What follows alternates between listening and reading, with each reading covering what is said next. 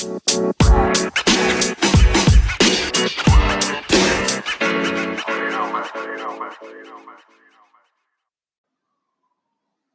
right, everyone. Welcome back to another episode of the Business Blast podcast.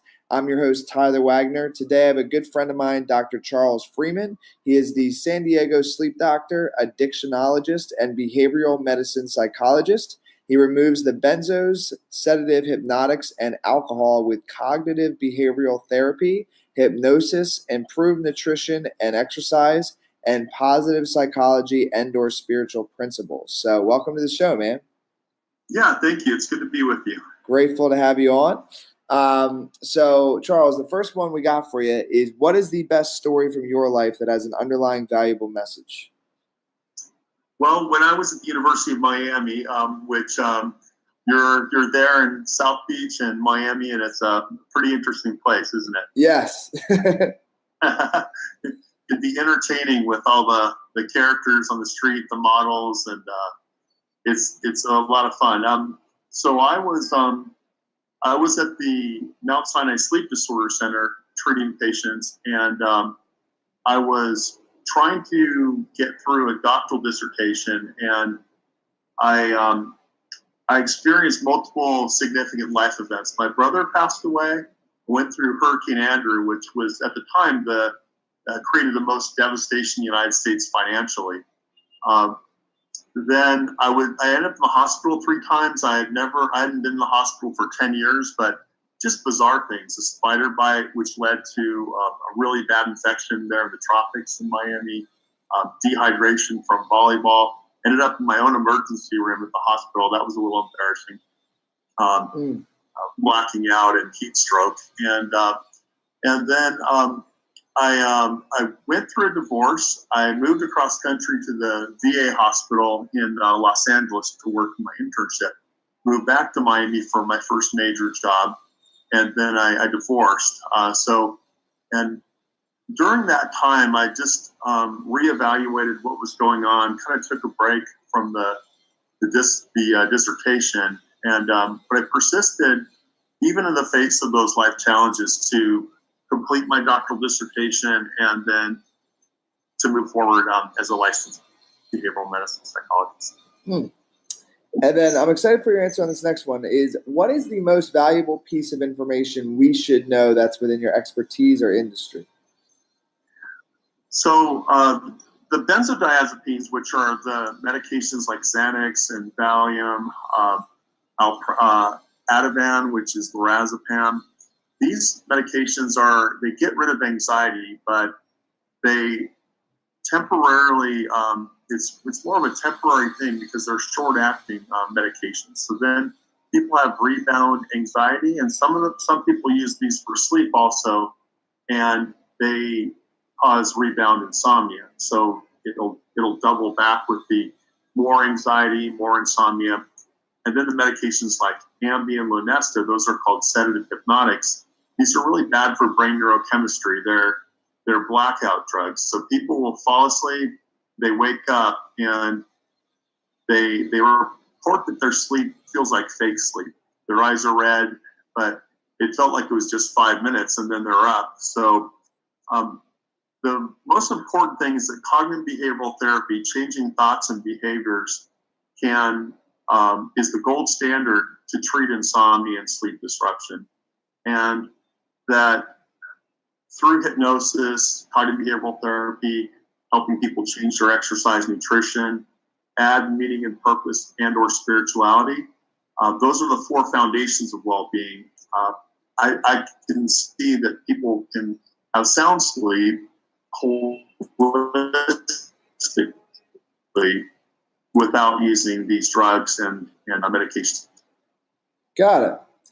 And then what is your best piece of overall business advice, so not necessarily industry specific? Well, I think that people really should have a mentor in business, especially if they didn't have business people in their family, to get a business coach and find the fundamental tasks that they need to do daily for organization, for networking, for creating the documents for the presentations, or PowerPoint or electronic kind of presentations, and really have those foundations in place so that they are more efficient with their time, better with their time management, consistently follow up with people after a networking meeting. I think that's a big mistake for people where they'll have the networking meetings, but they never follow up. And then they may not even ask for the client or for the sale or whatever their product is. And it's important to just follow up with people and ask for that. Mm-hmm. And then if you could give your younger self one piece of advice, what would that be?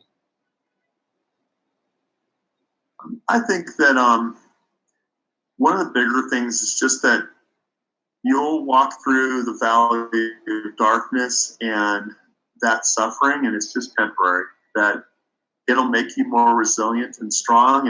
And for me in my profession, it's given me the ability to treat a lot of diverse patients with not just academically or from the book, but experientially. I went through a hurricane. I lost a brother. I can relate to people that have lost a loved one or have gone through a natural disaster. And having that experience, I have more empathy and compassion. So just telling my younger self that those life experiences will enrich you and enable you to be stronger and more resilient so that you can be even a greater servant to help heal people or to help them through psychological or spiritual crisis. And then in your opinion, what is the key to happiness? Well, there's a difference between happiness and just temporarily feeling better. And so people will seek different addictions like, social media or through alcohol, drugs, gambling, food, sex, work. And temporarily their dopamine will be increased, which is a brain neurotransmitter, makes people feel good, but it's not sustainable because they have this dopamine rush and then they kind of crash afterwards. So it's for happiness, I think it has to be more core things with meaning and purpose, something that a person's passionate about, being altruistic, helping others, feeling connected, not being isolated. Exercise, nutrition, sleep are really critical in creating a foundation of wellness, enriching their life through learning always, through life experiences like traveling. I think that there are just a whole series of things that can be interconnected that help people to increase that set point for happiness. Got it. And then what is the best book that you've read, and what was the number one thing you learned from that? Well, I really love Man and His Symbols by Carl Jung. And Carl Jung, Jung, was a disciple of Freud. Freud had a lot of theories that were more the death instinct and the Oedipal complex, which were more dark. Jung was a spiritual psychologist and an incredible theory of dream interpretation.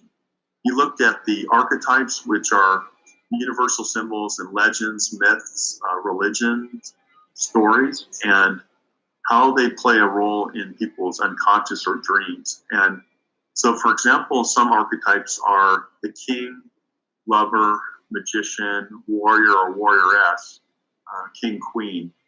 And when you think of those different images, they all have an emotional impact, and they lead somebody in a certain direction in their actions and behaviors. So if someone is in the magician archetype, then they're creating something. It's related to healing, to shaman or a priest, a priestess. It's related to transformation, transcendence. So there are these different archetypes, and you'll still see it. Some of them are latent in the unconscious; they're not actualized, and other ones are active, and people are engaging in those archetypes. And it's about balance. So if somebody's really extreme on a king warrior kind of archetype, then they're more of a dictator. And it's about balancing those energies. So somebody's judicious and kind, compassionate, they're fair. They're a healthy leader, somebody that will acquire collaboration, not just make a unilateral decision. So I think the archetypes, and there are beautiful images in that book, Man and His Symbols, as well, from legends and stories, and it just really inspired my imagination of what I could do with both sleep, insomnia, and dream interpretation as well. Yes, man, dude, I love Carl Jung. That's awesome. Yeah. And then, what's your favorite quote and why?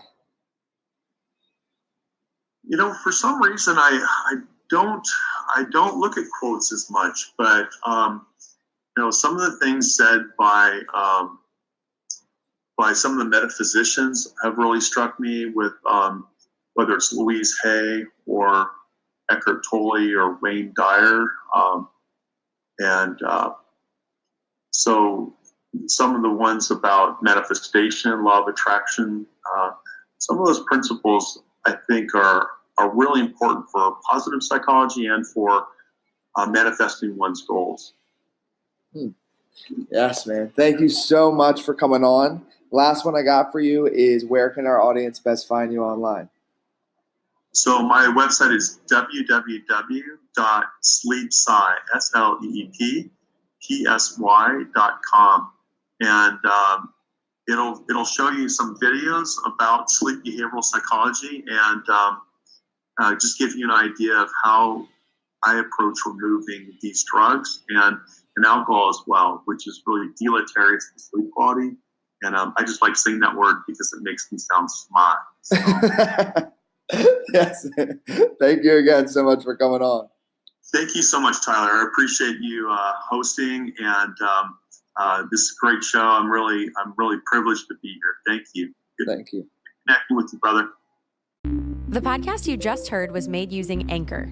Ever thought about making your own podcast? Anchor makes it really easy for anyone to get started. It's a one-stop shop for recording, hosting, and distributing podcasts. Best of all, it's 100% free. Sign up now at anchor.fm/new. That's anchor.fm/new to get started.